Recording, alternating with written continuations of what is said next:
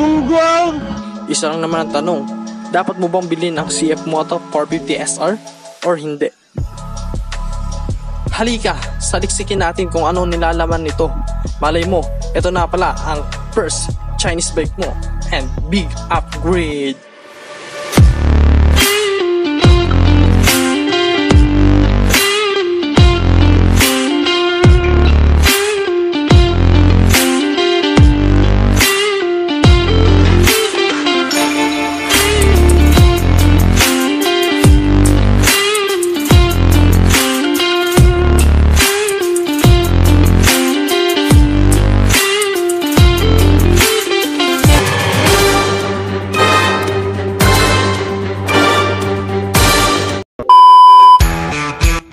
Ang CF Moto na ata ang babasag sa mga nagsasabi na ang ganda ng itsura, ang paw naman ng loob ng mga China bike.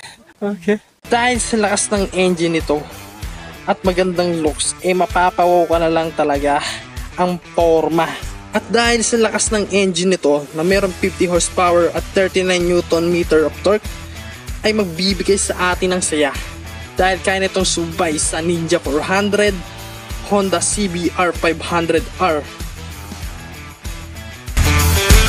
At nakuha nga nila ang gana 250cc na pang 500cc na performance. Para mabisbal nyo kung gaano kabilis ang motor na to, kaya nitong mahit ang 200 km/h. Not bad, ang bilis na nun. Wow! Naman! Take note mga ka-throttle bodies, hindi na ito bore up katulad ng ginawa sa NK400 na binore up lang daw para mag-accurate ng 400cc. At dahil naka 270 degree crank na nga ito, maaalin tulad to sa parallel twin engine. Kaya ang lalabas na sounds na ito ay katulad sa mga Italian bikes. Halimbawa na lang natin ang Ducati Panigale B2.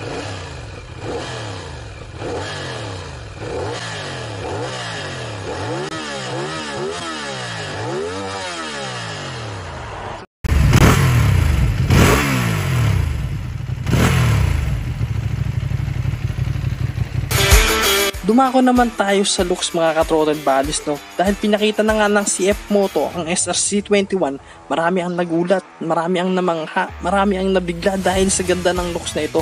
Aggressive looks, sharp edging, and looks sporty. Loaded nga ito ng high quality parts kagaya na lang ng carbon, dalawang Brembo calipers, naka-all-in suspension at marami pang iba. Pero maraming haka-haka ang nagsasabi pag nilabas daw sa market yan, hindi na yan magiging ganyan. Oo, tama kayo dyan. Kailangan talaga magsakripisyo ng CF Moto dahil pag gagawin nila yun, talagang tataas ang presyo. Ang target point lang nila ay middle price.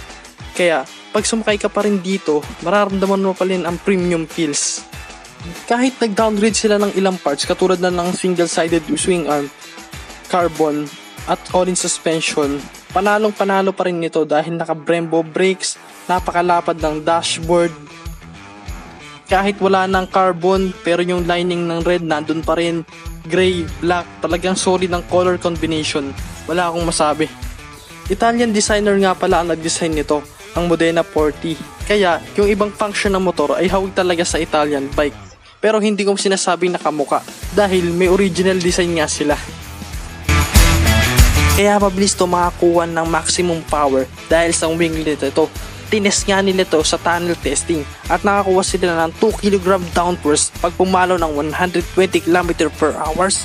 O diba, hindi lang basta-basta winglet yan, may purpose din pala. Nag-o-offer din sila ng seat height para sa punggok o matangkad. Dito naman tayo sa electronics niya mga ka-throttle bodies. Dahil naka Bosch ABS na to, konting piga lang, ay mapapausog na agad ang backride mo.